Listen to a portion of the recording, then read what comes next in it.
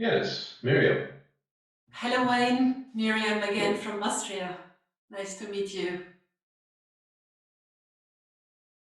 Wayne, I have a question about the metaphor of the wave and the sea. So I wondered if the sea needs the wave to know itself. That is one of the spiritual concepts that you will hear quite a lot. That the reason that there are waves is so the ocean can know itself. Is it part of your concept as well? No,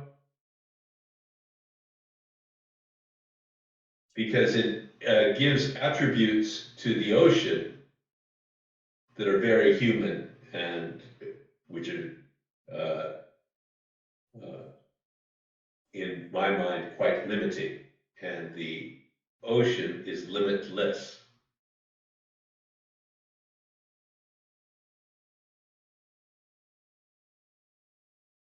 So it just happens.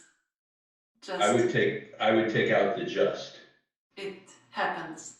It happens. It happens. It is happening.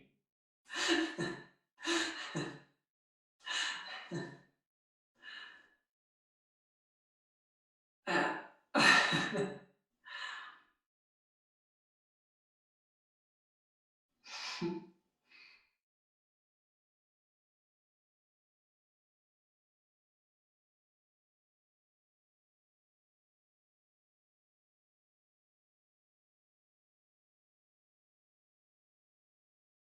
So I see.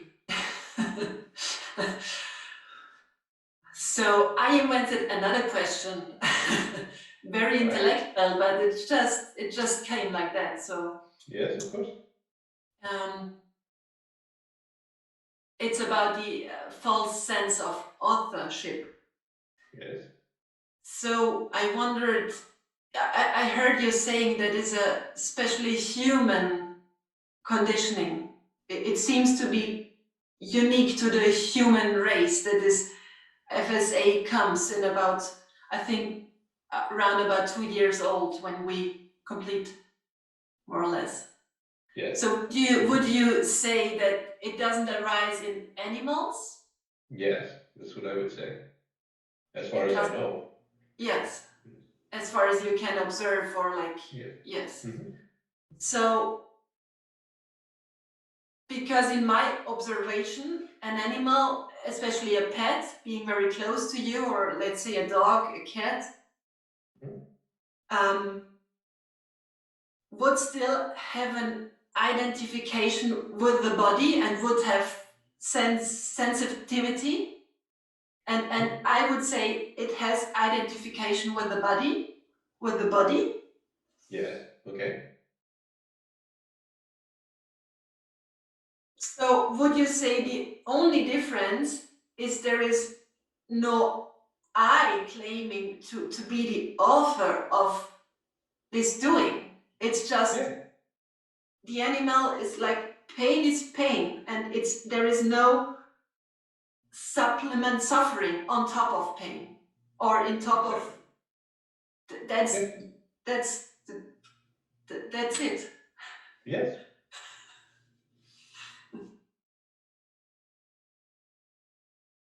So we can just to be clear, the FSA is the cause of the suffering. That's the cause, not pain itself, because pain is inevitable. You can't. That's right. Inevitable. You can't. Pleasure and pain, they just come. No way out. That's life. Yeah. Yes.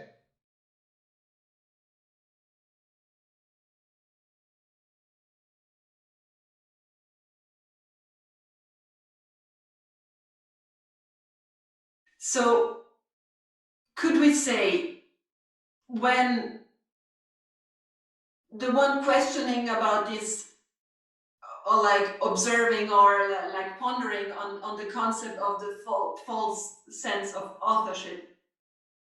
When it starts to, when this investigation starts, is it the false sense itself that asks? No. No, because it ultimately doesn't exist. It could not. Right. It must be the source, the sea. It must be. Of course it must. Of course. So the question and probably the answer is of course from the sea, from the source. Yes. Where else from? What else is there?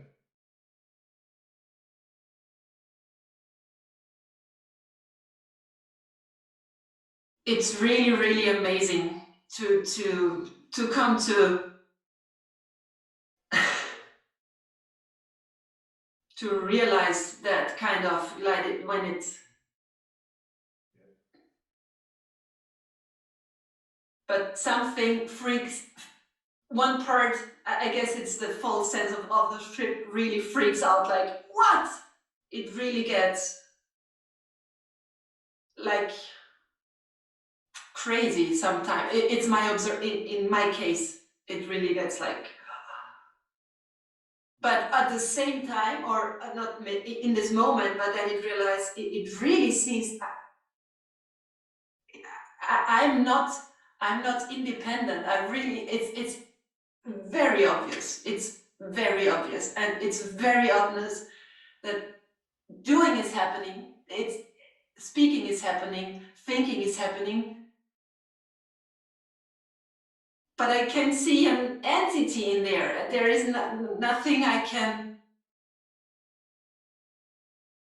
There's no grasp. authoring entity there. That is correct. No, it's not. No. I could not say that I prepared even this talk now, even this just, it came. It is.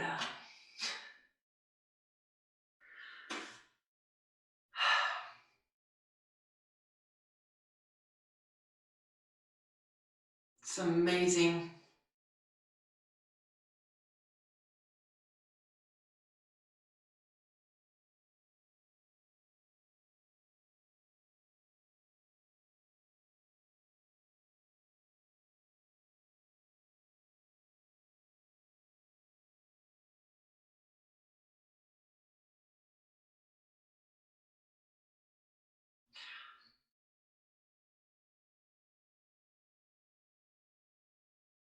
Another question arises concerning the ocean wave concept.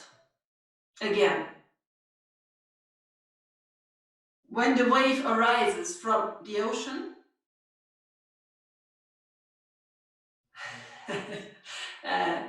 would you say, yeah, it's a very old question, that it's already, the form of the wave is already determined?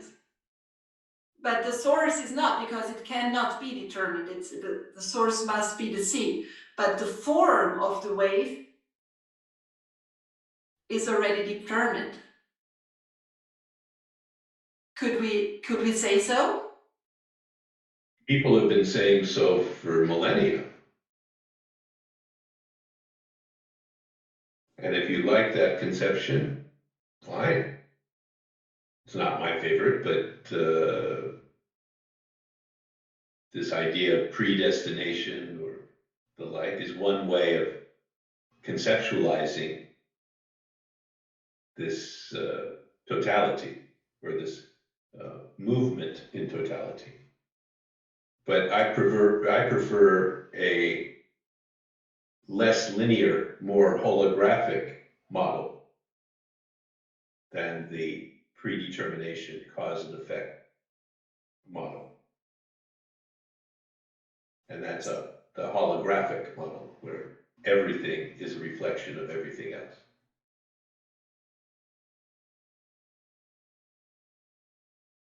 but can never see itself, because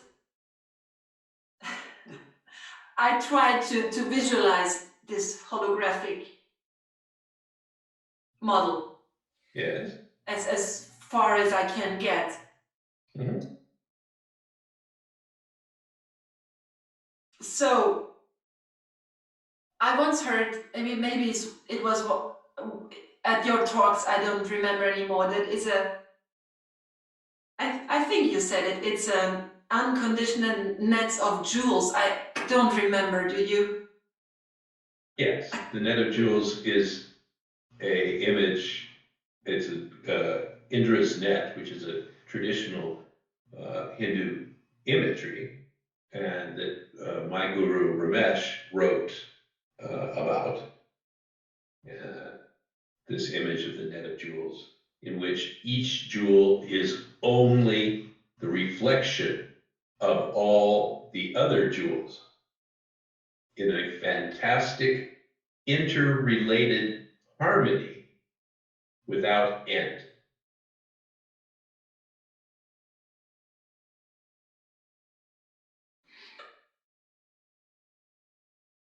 So can we say what is happening now is what is happening now is the reflection of the source. It's the reflection, it's the source itself, because What else could it be? it must be the reflection and the source, both. Yes. Because if I try to touch it like in a mirror, I just see I see it's not real. It's not, you see what it's not, I cannot grasp it, I cannot define it, I can't. And yet, You there is can't, Miriam, you can't grasp water either, and yet it is there. yes, yes, you are absolutely true. Yeah.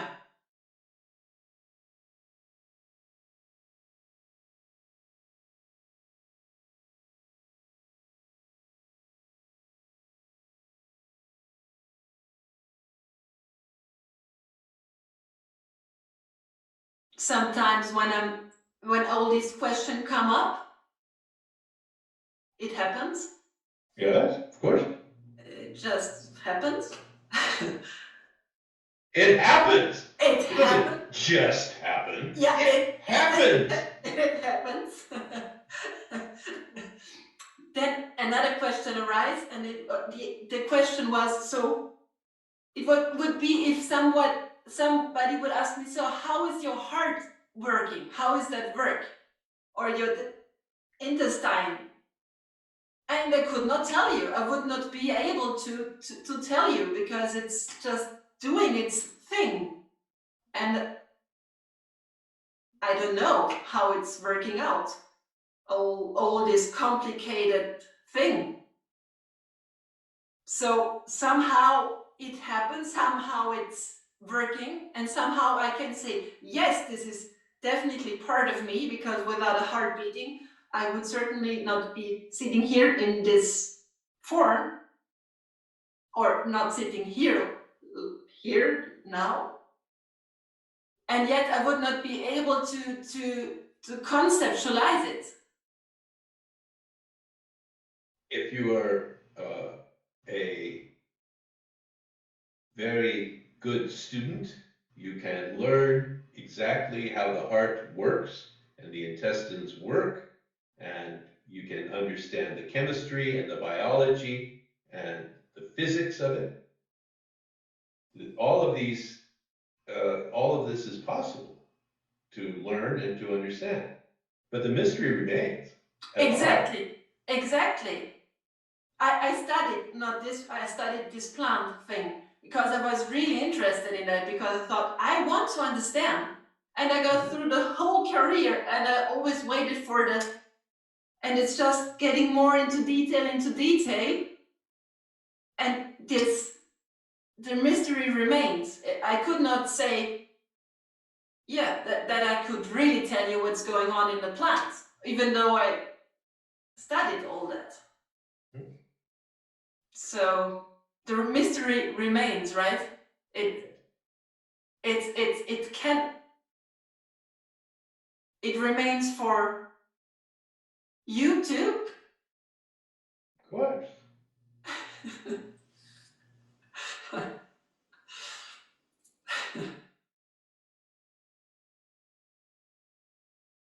Is that as far as we can get, is to understand that we can really not grasp it. It's far too vast to that's as far as we can get, right? It is possible to go beyond limited understanding, yes. Yes. And this would be an happening too. Like, We can say that if you like.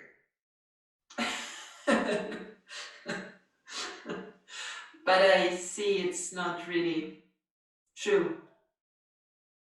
But actually, whatever we can verbalize is not true anyway, right? It is Yes. limited. Whatever we can verbalize is limited.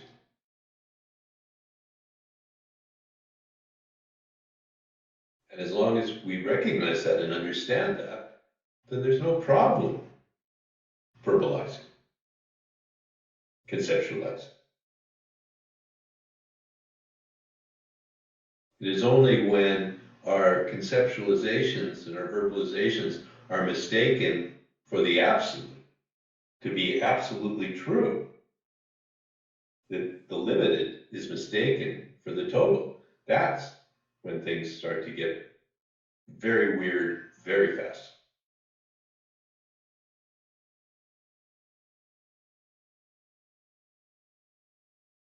So can we say that we are trying to verbalize the unlimited with limited words, which is actually impossible, and yet it is happening?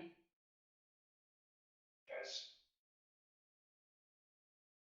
Have you ever read The Tao Te Ching by Lao Tzu?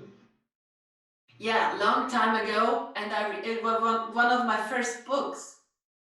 And So the first two lines of it are, the Tao that can be named is not the true Tao. But Lao Tzu did not stop there.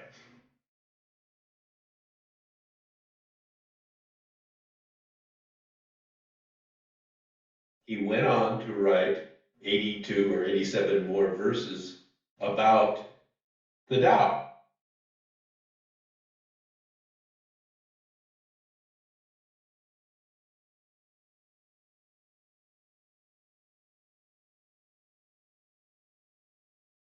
so we can say there is a certain value in all these concepts, but they are not. Is it the finger to the moon? Is not the moon the pointer to the moon? Is not the moon itself? But is the moon? It must be the source as well, right? Of course. What else is there?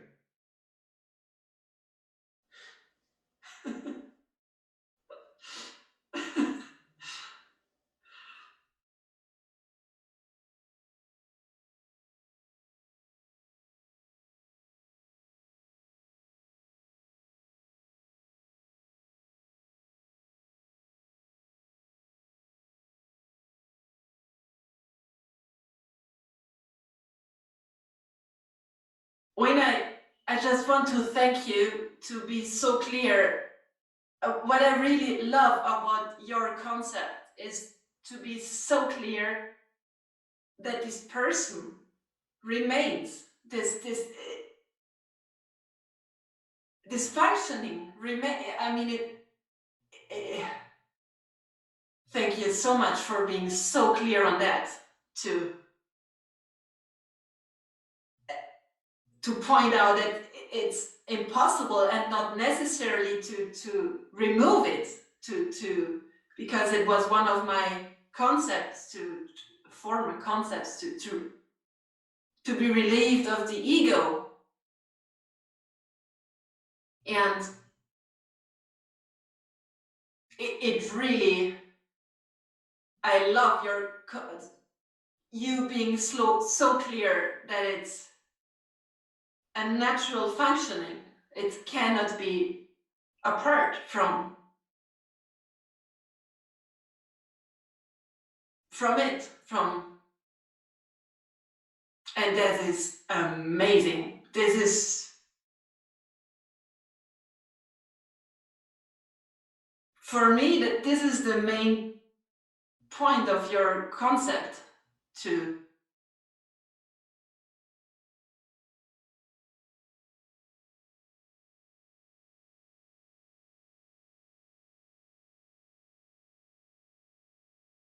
Well, you are most welcome, Miriam. thank you, thank you, thank you.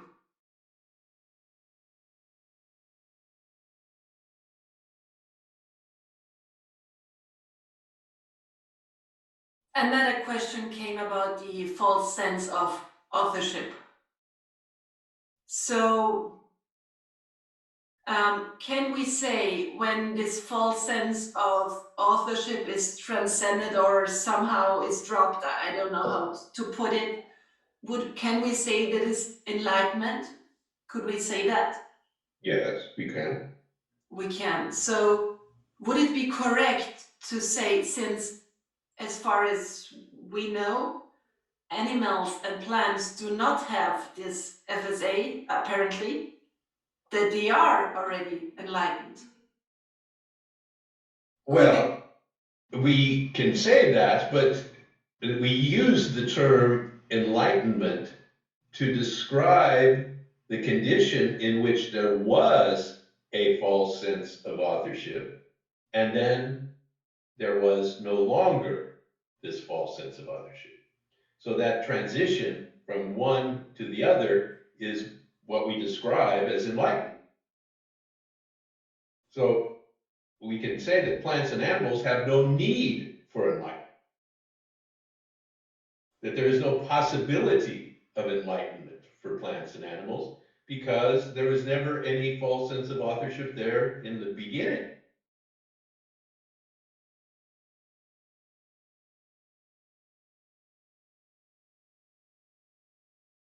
So a story comes to me, I don't know if you have heard about it, that with Ramana Maharshi, he had a cow, I think, was his friend, Lakshmi, I think, was her name.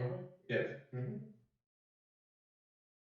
And I know, I'm not sure if it's correct, but as far as I understood it, he said she is enlightened. Who am I to argue with Ramana Maharshi? Yes.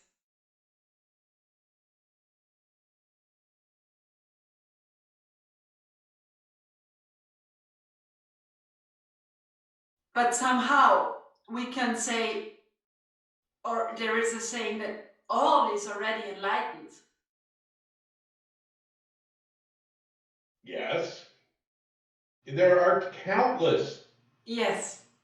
statements about this because none of them are true. Yes. Not that this one is true and this one isn't. Not that what I'm saying is true and what Ramana Maharshi is saying isn't true, or vice versa. None of them are inherently true. Or could we maybe say they're both? They're true, and Or we could say they're all true. It's all true, or none of it's true. It doesn't matter. Yeah, and it doesn't make whatever floats your boat. Yeah, and it wouldn't make any sense. Yeah.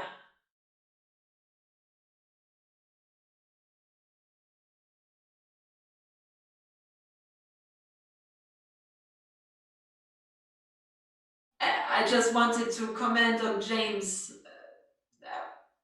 thing with the age, because my son is completing his second birthday, and I can also perceive that there is really a change going on. It's really a shift. It's really,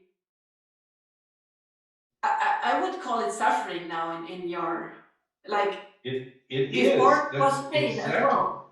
And Yeah. it's really very interesting for me to see, to observe this, that pain, before pain as well existed, and of course joy, and now I also see this suffering comes on top of the pain, and on top of, because things do not go how I want them to be. No, it is not. That's the pain. The suffering is things are not going as they should be. Yeah. That's the suffering.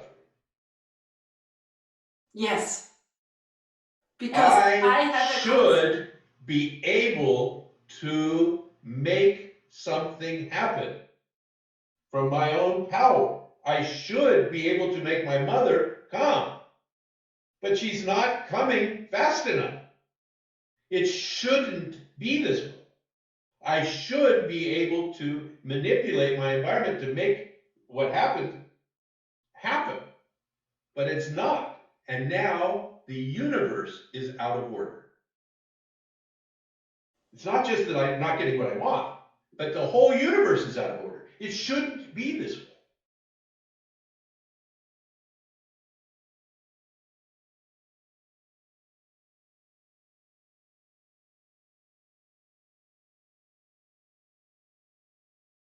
And with that recognition and insight, then the compassion you will have for your child will grow.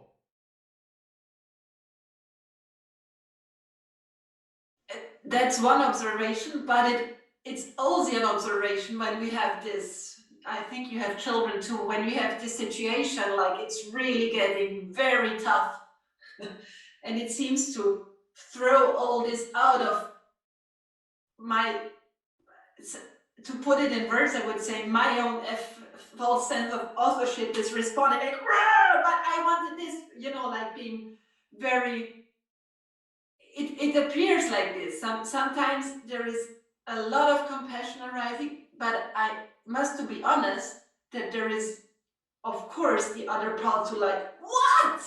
Like really being very,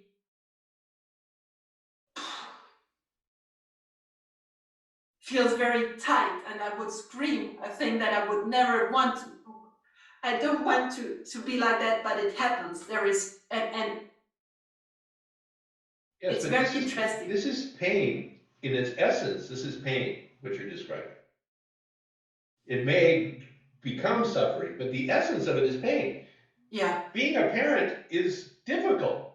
Yes. I mean, it's a hard life at this point, particularly. Yes. And you know, I'm here to tell you that my children are 39 and 41.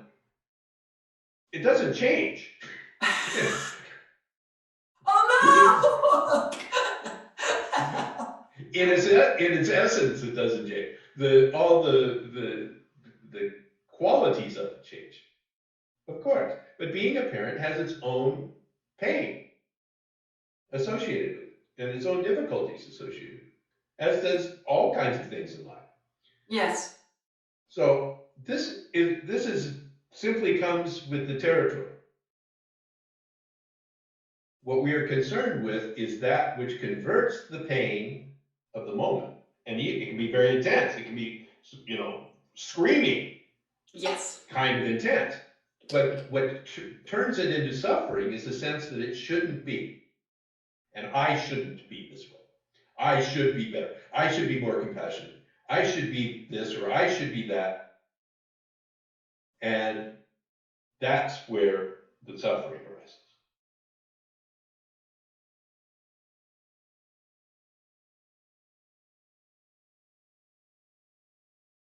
and we do not have any influence, of course, who could have, on how much pain and joy.